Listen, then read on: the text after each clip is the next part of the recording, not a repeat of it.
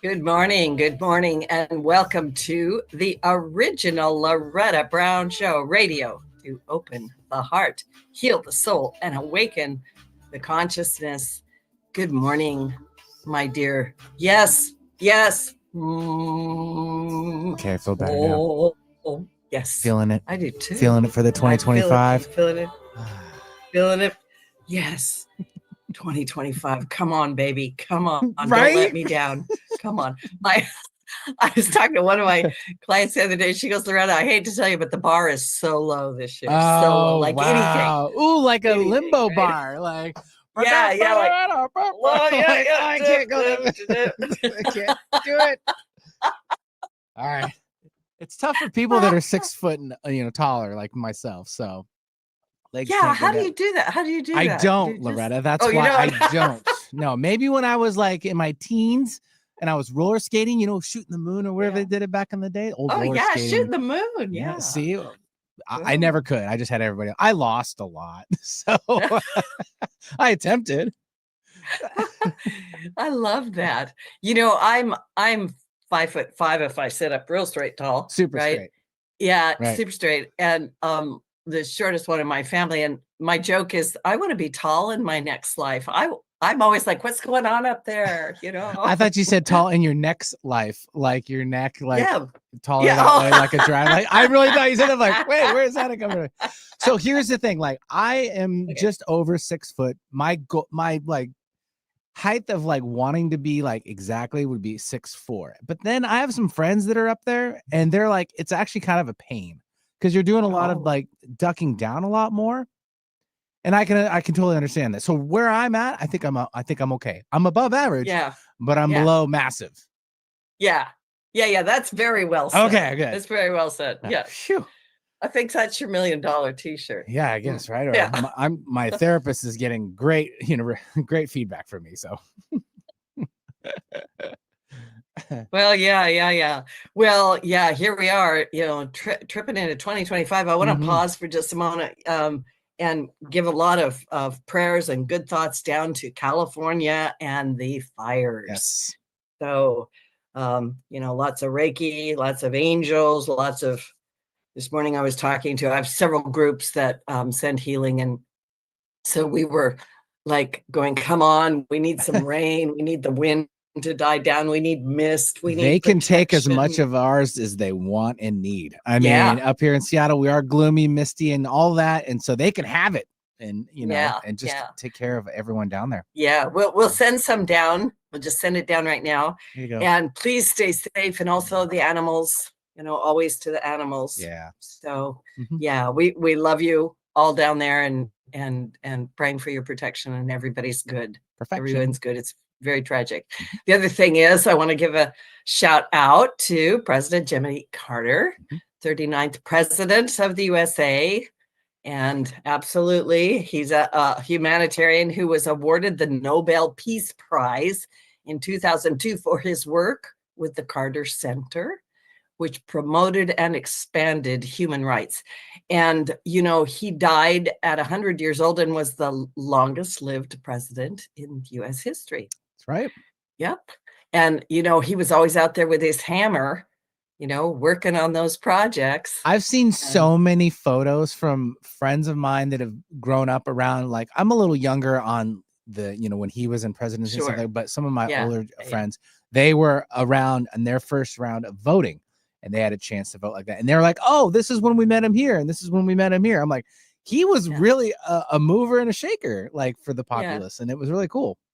Yeah, he was. After his presidency, he and Rosalind just went on and, in my opinion, became legends. Perfect. Yeah, exactly. Legends. Really did. The two of them. So anyway, lots happening today. Very eventful day. And happy birthday, Benny. Ooh, thank you. I turned off my camera first before. I know, I saw that. It was fantastic. 21 again. so let's do it. Woohoo! Okay. You can never be 21 too many times. It's 48 in 4 or 5 days, so it's okay. I'm getting there. I'm close to the big 5-0. You look magnificent. You're magnificent. I know. Keep it going. Keep it going. You just get more handsome every year. Oh, I thank you. Oh, I'm blushing. Actually, it is true, and I do. I wish you from my heart to my Capricorn friend, just all the love and all the goodness, and happy birthday. Thank I you. hope 2025 really brings you like, yeah. Yep. Oh, that's for the Capricorns. All the Capricorns. I got to do it backwards. I'll try to figure it out. Yeah. It's the opposite. You always have to remember it's the opposite. I know it's the opposite side. I was like, how do I do that? Like that, I think. Maybe that's how I do it. But anyway, yeah, love and so like high five. Do you want to do a high five? Boop. Okay. All right, we're done. Get to your astrology report. I know, really. And then my guest, my excellent guest, who's probably rolling in the green room, going, "What is happening here? What is this show?" But yeah, wow, what a start to 2025 with the first week of 2025. I'm just going to say, how's it going? And I also have had a lot of people comment that having New Year's in the middle of the week has really kind of thrown people off a little bit. And we don't actually know where we're at. But actually, today is, if you're listening to the show live, it's January 9th, right?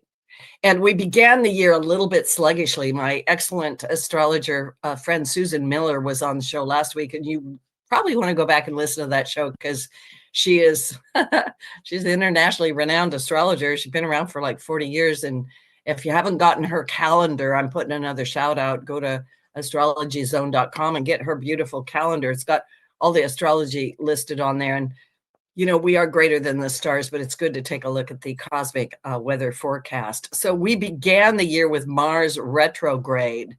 Mars retrograde might have you feeling like you're dragging your feet to get started. One step forward, two steps back. Ultimately, Mars, that active, fiery planet, retrograde, is asking us to let go of the old, outdated patterns that drain and deplete us and make way for new, energized ways of being. Energized could be radiant. Oh, that's just a segue for my guest. We're actually receiving an energy upgrade right now and recalibrating what we give our time and attention to. So sometimes the inner work has to be done before the outer work becomes apparent. It is a reflection. It's the way it works. In addition, retrograde Mars in Leo is directly opposite Pluto in Aquarius, creating tension, agitation, frustration, and heightened emotions. Mars and Pluto together can make us impatient or put us in the middle of a power struggle where we need to regain a sense of control. So always remember, you know, when you're in these tense situations, just take a breath. I think everything rides on the breath. Sometimes you just need to do that thing. Right? And come back into your body. Otherwise, we tend to squeeze ourselves out the top of our head. On January 2nd, a few days ago, Venus moved into gentle artistic Pisces, which is trying to help bring a creative outlet for all this tension. Right. So, I mean, I'm always telling people, I guess you can go punch someone in the face, but you could also go and jump and sing and go take a walk in nature. You know, you could, go to the gym. There's a lot of other things you could do creatively, paint a picture, for heaven's sakes, write a song, On a Monday, a few days ago, January 6th, Mars retrograde left Leo and entered the watery sign of Cancer. And that's bringing our focus to home and family. We may need to adjust our relationships in our families. We might need to set boundaries or adjust boundaries to navigate family issues. And Mars is going to remain in the watery sign of Cancer until February 23rd. So you got a long time to work with this energy, so don't worry about it.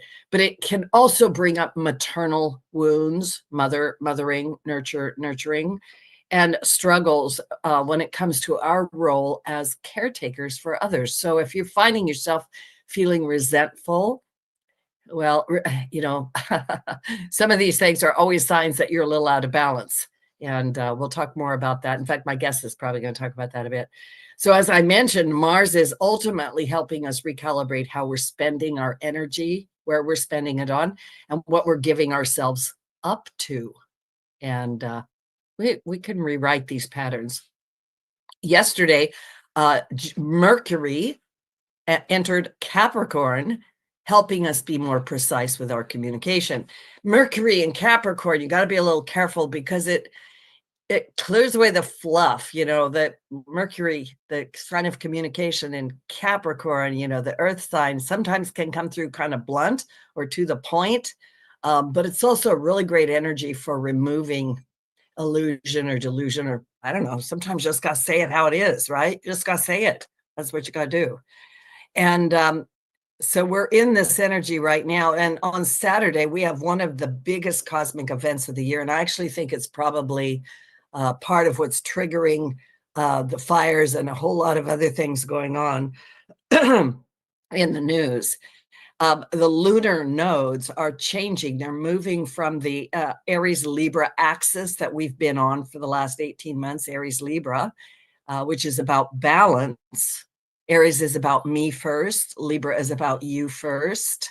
And Aries is also a fire sign. So we've been in this fiery energy, and it's been a little bit challenging to find that balance, but the nodes are moving and we're already feeling it. So we're changing from the focus of that Aries to the north node in the watery sign of Pisces and the south node in the earth sign of Virgo. Now, let me talk a little bit. The north node is collectively the direction that we're going collectively, and the south node is what we are leaving behind. And so this lunar axis from boundless Pisces, the deep, deep Piscean ocean, and north node with meticulous, sometimes picky Virgo south node. And you people that are Pisces and Virgos, I love you. Please don't misunderstand me here. But we're being asked to move into a more creative spiritual place and to learn discernment.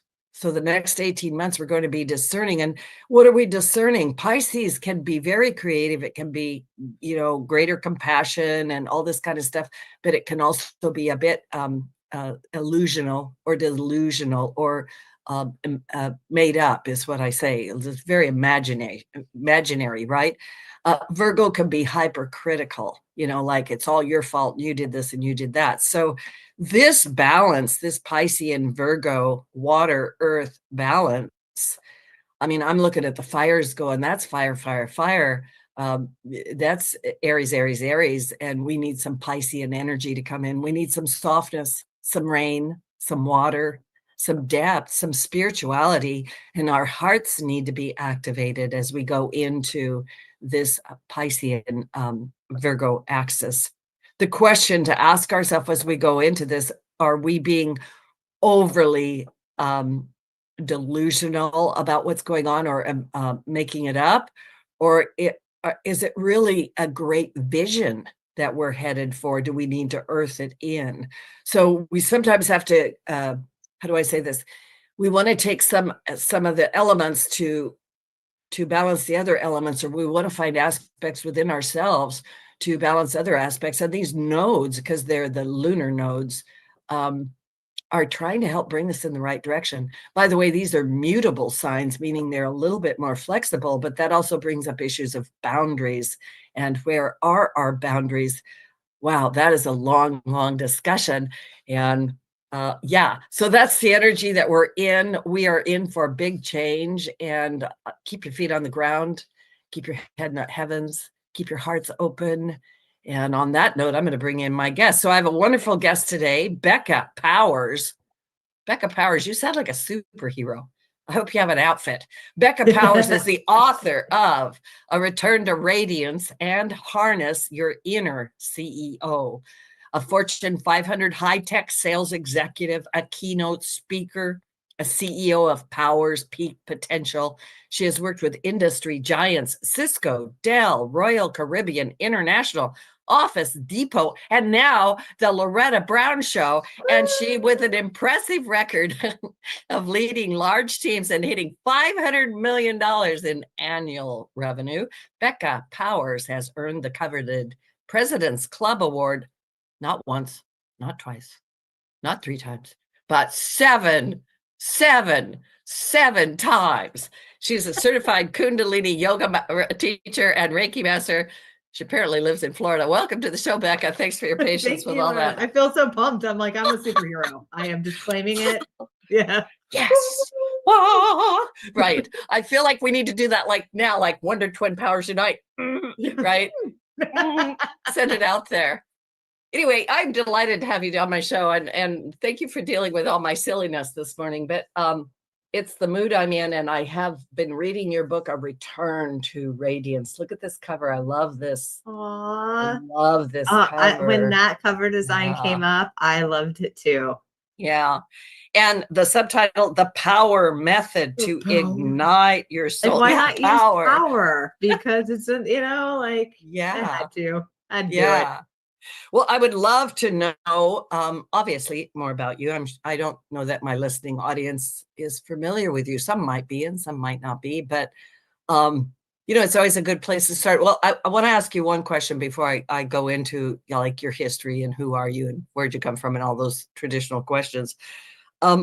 We are headed into 2025, and so I'm just going to divert a little bit. What are you most excited about right now for 2025? Even coming off of your astrology analysis and the accesses changing, I would say like the creative potential of 2025. Like I really feel in alignment with that. And I was like so excited. I'm grateful you asked a question, because as you're talking, and there was a lot that I was like, ooh, I can write off of. But that creative potential, that deepening of the spirituality, is really what I'm most excited for. And the manifestation of that materially, like what does a deep connection with that within myself and within us as, the audience too? What does a deep connection to yourself look like? And if you are connected with that vision for 2025, I'm excited to see what that materializes into.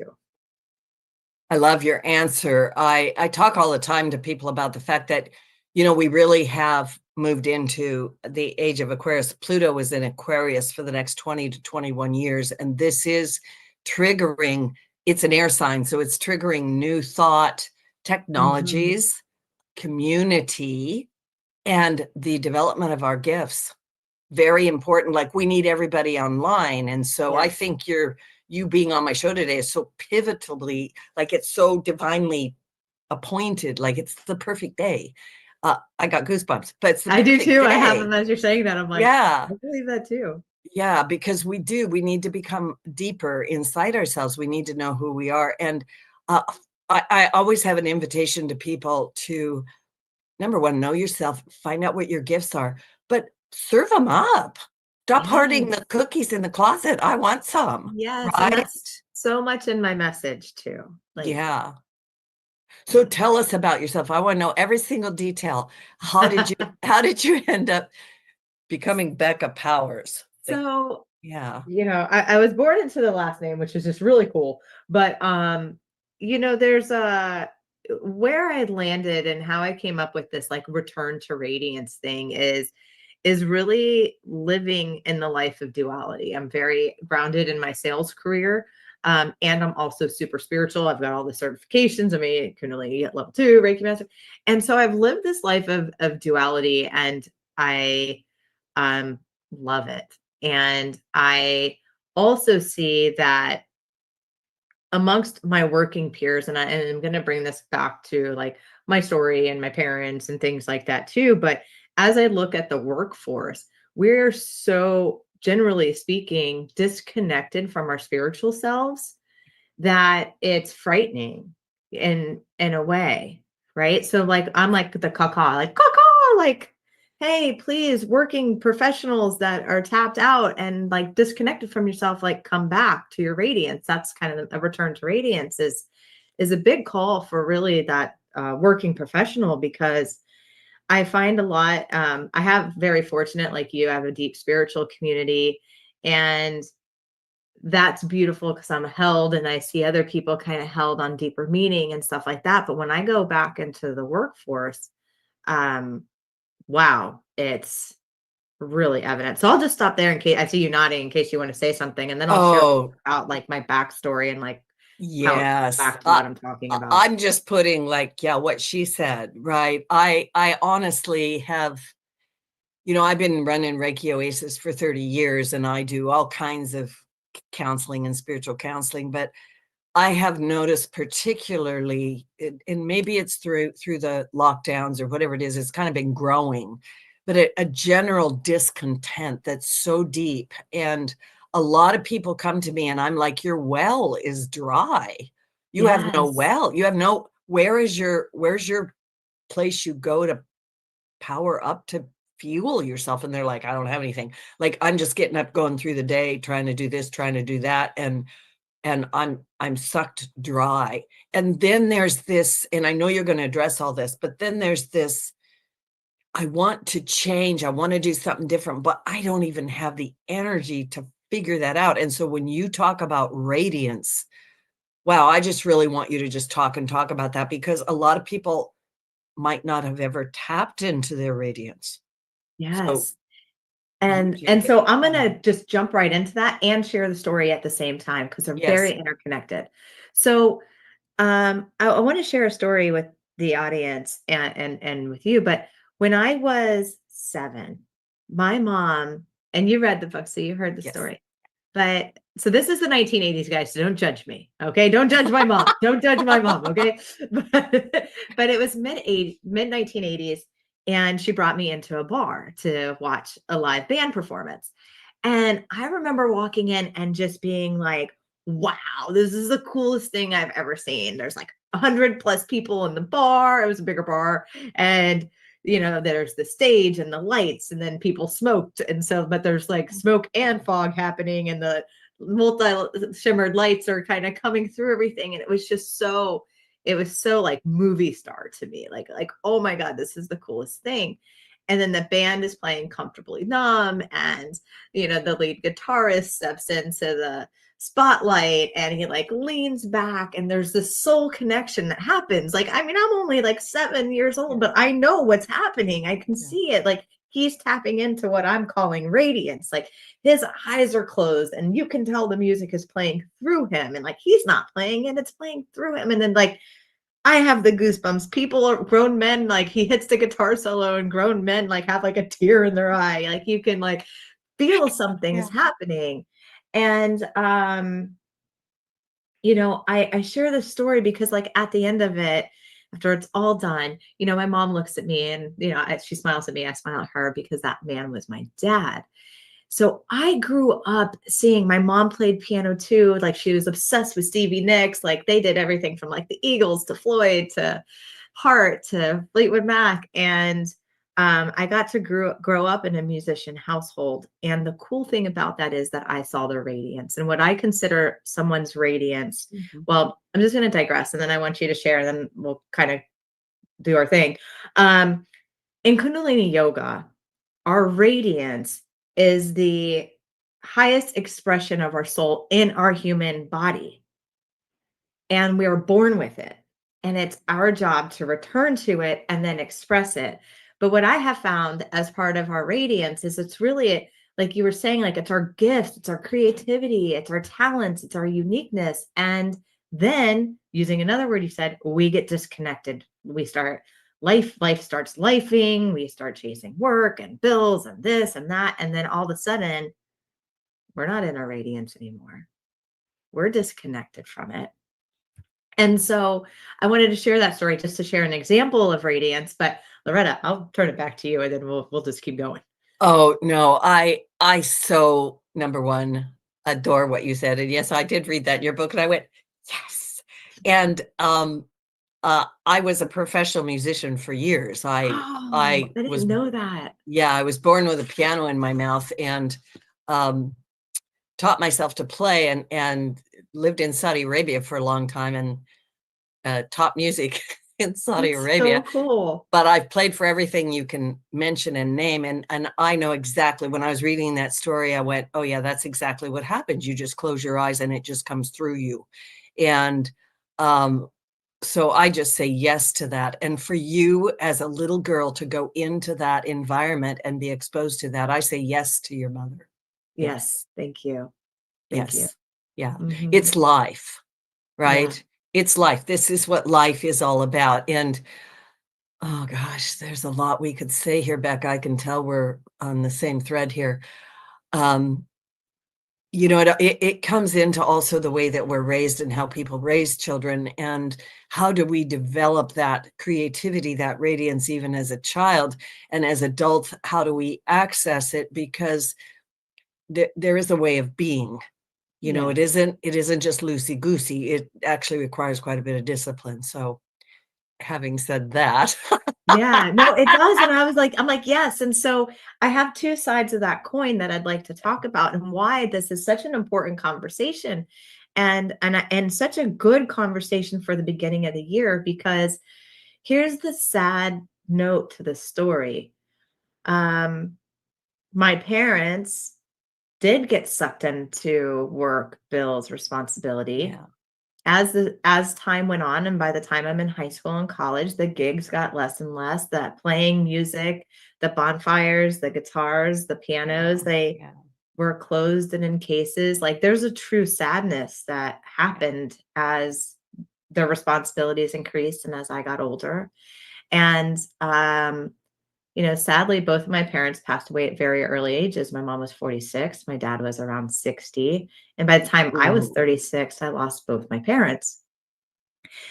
And I share this because I truly believe that if they could have stayed tapped into what I'm calling radiance, and they knew how to work their full-time job and be in their radiance, and built a world where they both complemented each other, they could have the career success and the financial stability they needed, but it come from their reserve, from their energy, instead of, like you were saying, like, you know, so many working professionals are disconnected and it's coming from empty. Well, what I have found, even in myself, I've maintained full-time while I've written, and now I've hit USA Today bestseller list. When I'm in my radiance and I'm in my craft and I'm giving it nurturing, I'm nurturing it. I give it time almost every day. I'm full, Loretta. Like, I'm coming from, like, I can work full time and have energy for my husband, myself, my kids. It's a freaking incredible. So that's the other side of the coin that I wanted to share, is that actually, like, there is room for it all. Yeah. You know, at that point, we're going to take a little station break, but you know, Becca, you, to me, are saying so much of what really needs to be said. People really need to hear, because I can tell that you're also coming from personal experience, and you've embodied your medicine, so to speak. And I'm just going to encourage people. We're going to take a little station break. My guest today, Becca Powers, the Superwoman. I want that outfit. I want to know what that outfit looks like, Becca. A return to radiance. And don't go away. When we come back, we're going to talk about Becca on the bathroom floor. That's what we're going to talk about. We are. So it's Loretta Brown. We'll be right back. Cool. All clear, ladies.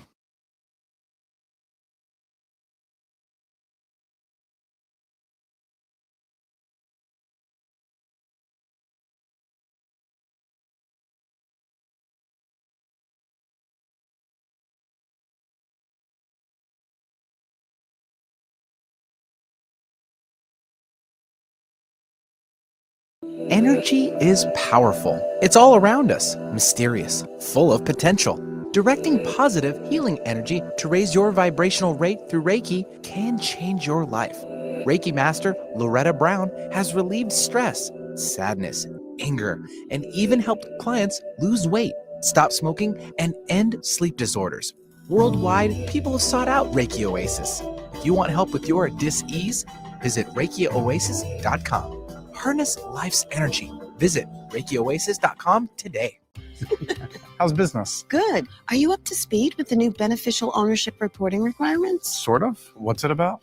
It's a new initiative to help fight crimes like money laundering, fraud, and drug trafficking. A lot of small businesses like ours just have to report some basic info to the federal government about the real people behind them. Reporting your company's beneficial ownership information is quick, secure, and free, and it helps protect U.S. national security. Learn more at finsun.gov/BOI. Time is funny. Sometimes it seems fast, and other times slow. When it comes to time slots remaining on Alternative Talk 1150, time is running out. In fact, there are just a few primetime slots available. So if you want to host your own radio program, the time to call 425-653-1150 is right now. Nope, no time for excuses. Dial 425-653-1150 to find out how affordable it can be to host a radio show. Alternative Talk, we have an opportunity waiting just for you. Talk radio that will get you thinking. Alternative Talk 1150. All legal and got to come back here. Yeah. Okay, we'll come back in.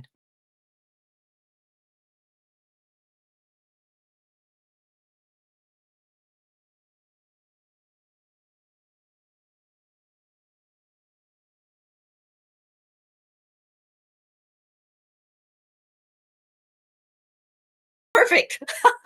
It was so fun. It was hard to sit here. I was like, get up. Come on, let's go down. So anyway, welcome back to the original Loretta Brown Show. And my guest today is Becca Powers. A reminder that I am the owner of Reiki Oasis for like 30 years. You can go find out more at ReikiOasis.com. Go to schedule.ReikiOasis.com and go figure that out. And these shows are archived. You can find them at the archives for the original Loretta Brown Show at KKNW 1150 AM. We're also on iTunes, Podcast One, Spotify, X, Megaphone, YouTube. I know I've left something out, but you get the idea. So please go find it out. And then my guest today, Becca Powers. Becca, what is your website? It is BeccaPowers.com. Of course it is. BeccaPowers.com. Nice and easy. Boom. That's right. That's how it is. We are talking about A Return to Radiance, Becca's book, right? And Becca, I want you to share your story. I want you to tell people what happened. I started sharing a little bit about my parents, but where this all connects back to me and my own personal journey is, I went through a period of time where I was raising 4 kids in middle school. 2 are mine, 2 are my husband's. We got the blended family thing, which is a whole gig in itself. And then they're all in like middle school ages. They're all within 3 years of each other. And then I was a senior manager. So I'm going back. My story takes us back about 10 years, but I was a senior sales leader. I had a team of people. So I had aggressive sales goals. I had a team I had to manage. I've got basically a team at home that I got to take care of. And I was never taught like where the hell I'm supposed to be in this formula. Right. So I don't even think I was on a priority list. I'm like taking care of everything else. And I say all that because we were talking about running on empty earlier. And so here I am running on empty, but thinking like, hey, I'm following the societal mold of what I'm supposed to do. I have a marriage, I have a house, I have the kids, I have the dogs, I have the job, I have the car. I should be like thriving right now. Meanwhile, I'm on my 4th bad day of work in a row. I'm running on empty on the inside. I remember coming home from work one day and being like, I don't even know if I can mom today. I don't know if I can do it. And so like, as I park my car in the driveway, I take the deep breath and I'm like, I'm going to be a good mom today. I'm going to do it. I can do it. And I walk in the house and again, kids are in middle school. They're like, hey, mom, can you sign this? Mom. And like, I'm not even through the freaking door yet. And I lost my mind on them. I'm like, can I put my freaking purse down? And when you see middle school age kids go sad and you catch it, your awareness catches it, you are off kilter, right? Because they're not nice people when they're in middle school. And the fact that they could get sad means that I'm really not in my center. Something really happened. And I caught that moment. So later that night, when everybody was in bed and I'm getting ready for bed, I looked myself in the mirror and all of a sudden, like, I catch myself looking back at myself and I'm like, I don't even know who I am. Like, I don't know that, I no longer recognize the woman that I am, the mom, the leader, the wife. And that was such a soul crushing feeling that I still remember to this day, that I collapsed onto the bathroom floor. So like, hashtag, this is no more bathroom floor moments for you guys if you've had them too, but I collapsed to the bathroom floor and I had nowhere to go back but up, Loretta. Like I called out to God, universe, and I'm just like, hey, I need help because I can't do tomorrow the same way I'm doing today. And I only know how to do tomorrow the same way I'm doing today. And that's when I say I got my instant miracle. And somewhere from like deep within, I heard a voice say like, Becca, you're the CEO of your life. And so kind of in like those broken hysterical moments, I'm like crying on the bathroom floor, but I'm like, well, if I'm the CEO of my life, then I have a lot more power in this situation than I think I do. And that I really embodied, and that energy of me being able to take control gave me the strength to come off the bathroom floor a different woman than that went down. And what I realized at that moment in time is that I was indeed, just like my parents, heading down the same road of extreme disconnection from my soul. And so then my journey started back on my return to radiance. I know you've told people that story a lot, but I'm going to pause right there. I'm just going to put a big pause button because, when we get to the point of, I'm going to call it surrender. Yes, that's exactly what happened. Right. Where you cannot carry it anymore. You just, you're there. You're at the breaking point or the surrender point. That is the point of powerful transformation. And I think you and I both know that many people do that. We can, and this sounds to me too, like it kind of broadsided you, like it came from you're like, oh yeah, I got this. And then, no, you don't have this. I don't got it. That's exactly what happened. It felt like I got like the gut punch, like, oh, I thought I had everything under control. And then eyes wide open, I don't have anything. So once you had that moment, that epiphany, that, it's indefinable what that is, but that shift, right? Yeah. Like you're the CEO of your life. It's one thing to be told that, to hear that, but then talk to me about how that played out, because you redid your life. I redid my entire life. And one thing that I wanted to connect back to for the listeners that aligns with your astrology opening is boundaries. And what I realized, even though this is very much a spiritual game, I am one that loves to honor duality and the dichotomy of things. And I think that as long as we're human, we are human and a soul. We are, and we got to figure out how to honor both sides of that. And some of us tend to be so super spiritual that's where I was. If I am being honest, I was like spiritually blind, because I was so dedicated to my spiritual practice and my Reiki, and I'm doing all these things that I left my human self behind. And so I say all this because there's so much truth in the opening that you gave, that also boundaries is something that's so important, that allows us to enjoy the spiritual side of ourselves when we can protect that. So I wanted to just go off on boundaries for a second, but that's where I started. I had to start saying no to other people, places, and things, like projects and stuff. And so that I could say more yes to myself. Wow. I'm just kind of sitting here. I think I have goosebumps again, because that boundary thing, I'm just reminding, I'm pulling it back in, because this is weaving together in some magical way. But when we talk about that Pisces Virgo axis, another way of saying that is Pisces would have you want to just throw caution to the winds and go rescue all the animals. Let's rescue them all, right? And Virgo's going to be like, no, everything's got to be nice and neat, right? So the boundaries that come in with that sort of axis is, how do I remain compassionate and caring and yet say no? Yes. I have the goosebumps head to toe. So much yes. Yeah. And so that's where you got that. Wow, what you just said to me is so rich. There's so much to pull apart in that, because you can say that easily, but then the rollout of that and the way that shows up, because it transformed you and changed you. Yeah, it really did. Because, for an example, this is just real life examples. Like we used to say, especially when we are trying to provide for our families or build our careers, or when we're in that space of the grind and the build, I found myself saying yes to my leaders, and not only because, yes, I had some people pleasing tendencies in me, but you also the role of an optimist in the world of the optimist, you say yes to opportunities. So it's like, oh, I'll just say yes so I can explore that journey, see what doors open and all that stuff. And that's really more of where my internal yes culture came from, was to explore. I'm a Sagittarius. I'm like, let's go philosopher, like exploring. So I say yes to a lot.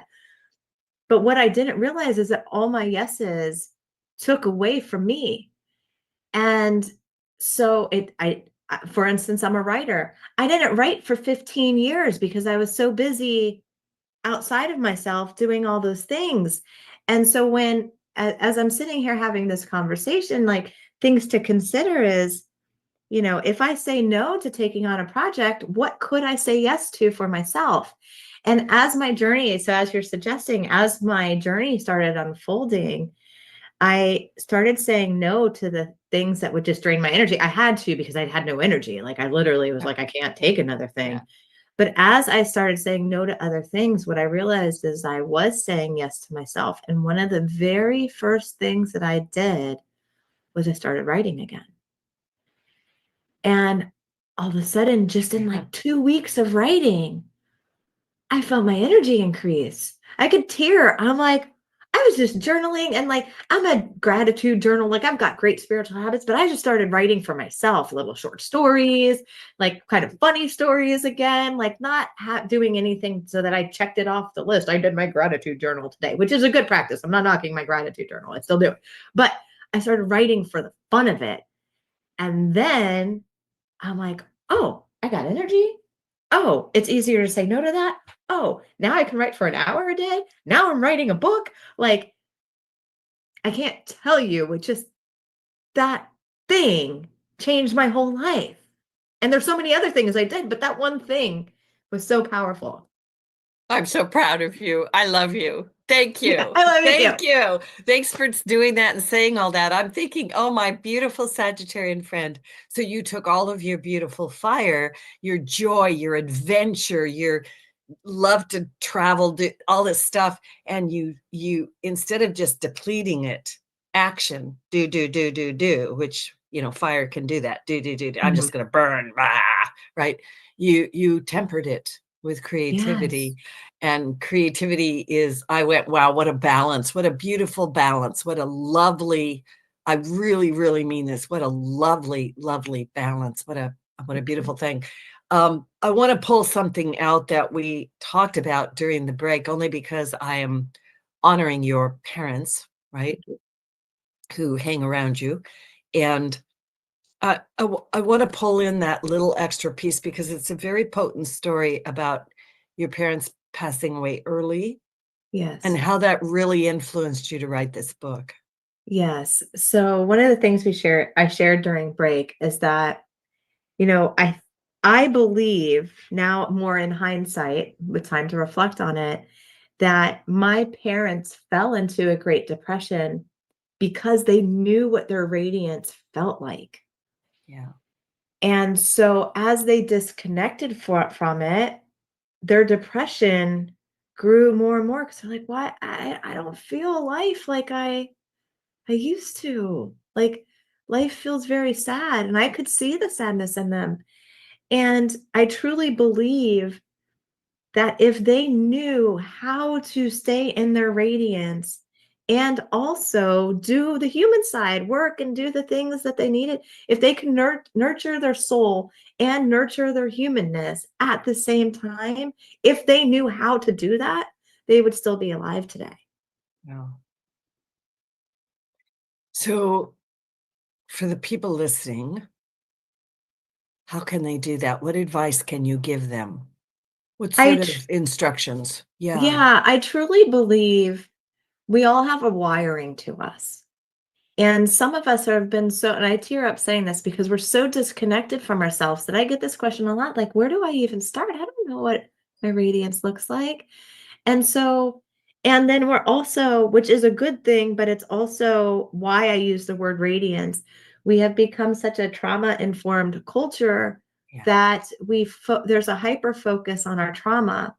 And so this is an invitation to also hyper focus on your radiance and on the beauty of life, not only now, but when you were a child. There are there are good moments that exist. And so I always like to invite people back to the happy 5-year-old, not the sad one, because there is an honoring of that too. I talk a lot about I'm a trauma-informed specialist myself. However, our radiance is magical. Emotions have vibrancy to them. They have an energy level. So like joy is going to help you 10 times more than thinking of the bad thing that might keep you in guilt and shame. Like from an energy perspective, one's going to catapult you and one's going to hold you down. So I invite people, your radiance is in your joy. Your radiance is in those more vibrant emotions.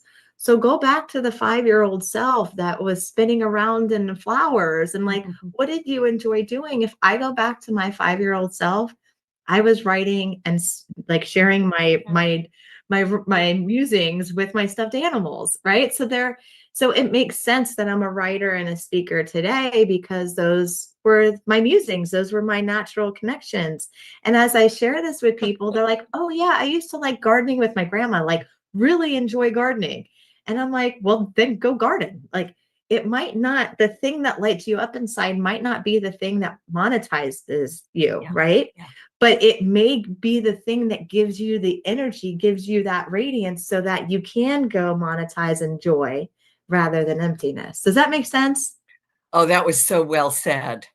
Absolutely, because we do have a tendency to go, oh, well, yeah, but I can't make a living gardening. So, I have to go over here and do this thing.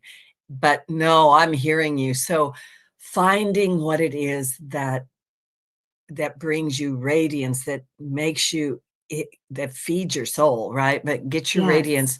And it doesn't really matter what that is. It's the balancer for the rest of your life. It's a comment and a question at the same time.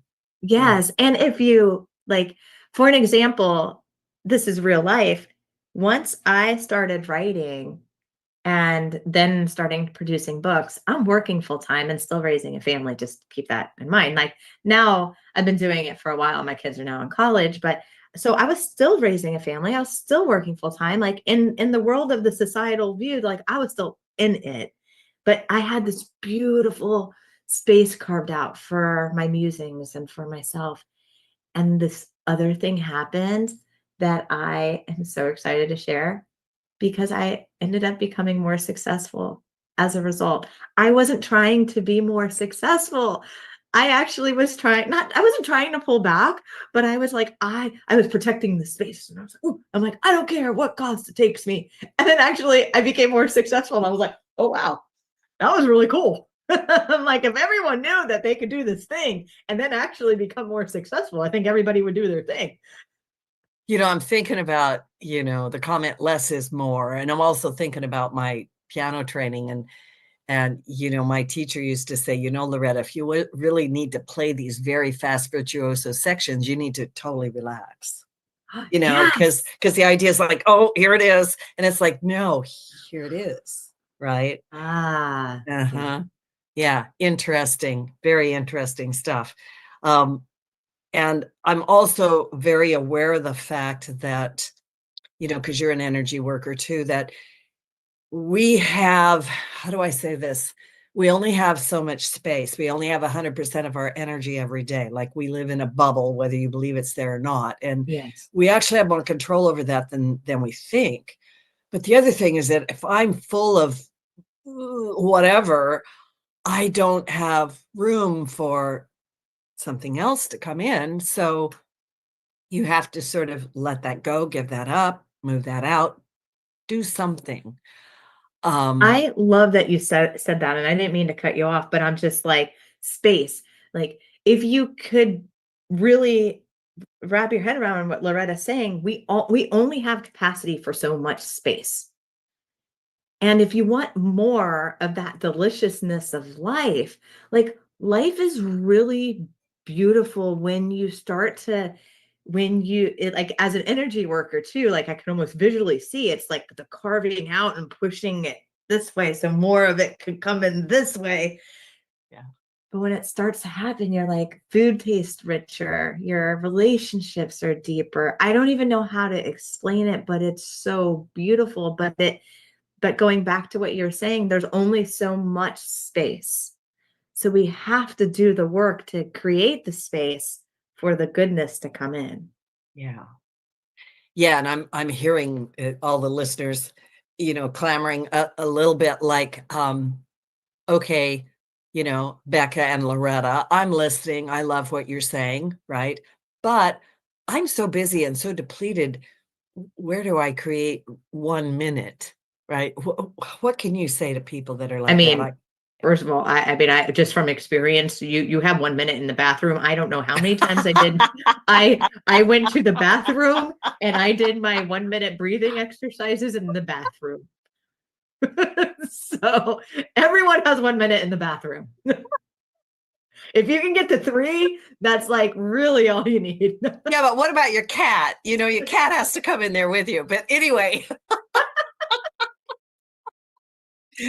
Thank you for that. Yes, you do have. Yeah, you do have. I think sometimes you just have to start with a little bit of a mindset change or something.